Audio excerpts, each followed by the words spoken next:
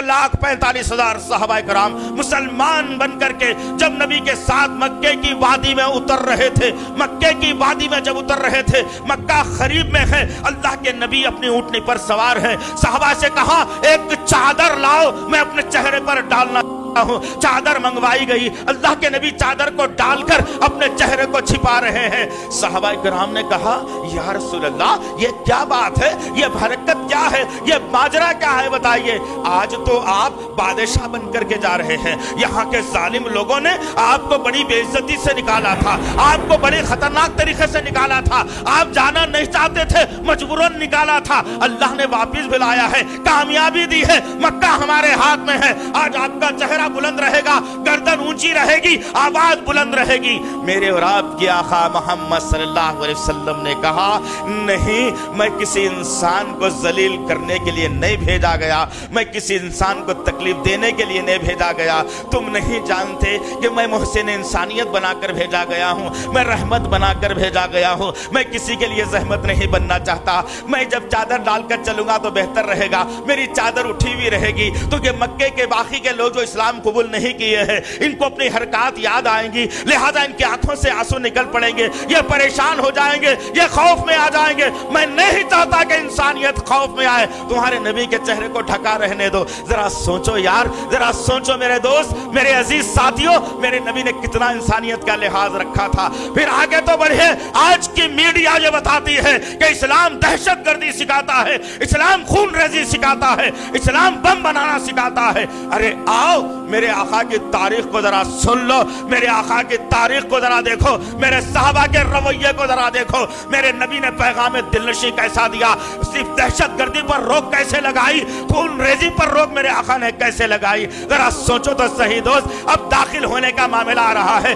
साहबा किराम नारे बुलंद कर रहे हैं, आज तो खून बहाने का दिन है, आज खून रेजी का दिन है, आज कत्ल का बदला कत्ल है। जिन लोगों को इन लोगों ने कत्ल किया था, ये बचे हुए लोगों को हम कत्ल कर देंगे। जब ये नारा बुलंद हुआ साहबा की निगाह जबानों से, मेरे और आपके आका मोहसिन इंसानियत रहमतुल्लिल आलमीन ने पलट कर कहा कि मेरे साथियों, ये कैसा जुमला तुम इख्तियार कर रहे हो। हम मुसलमान हैं, इंसानियत की फिक्र करने वाले हैं, दुश्मनों को माफ करने वाले हैं।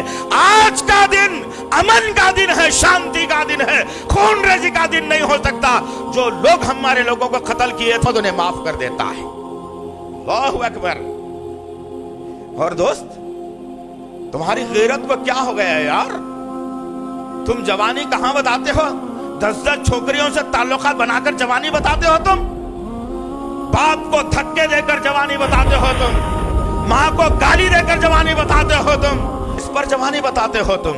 ये तुम्हारी जवानी तो इस्लाम के लिए थी, ये तुम्हारी जवानी इस्लाम में खर्च करने के लिए थी, इस्लाम को बचाने के लिए थी। आज मीडिया कहती है, हिंदू अखबारात कहते हैं कि इस्लाम दहशतगर्दी का मजहब है, लेकिन तुम्हारी जवानियों को क्या हो गया है? तुम्हें ललकारा जा रहा है। मेरे नबी को बुरा कहने वाला मुझे बुरा कहने के बराबर है, मुझे मेरे नबी को खराब कहने वाला मुझे खराब कहने के बराबर है, मेरे नबी के इस्लाम को बुरा कहने वाला मुझे खराब कहने के बराबर है। आज तुम्हें ललकारा जा रहा है।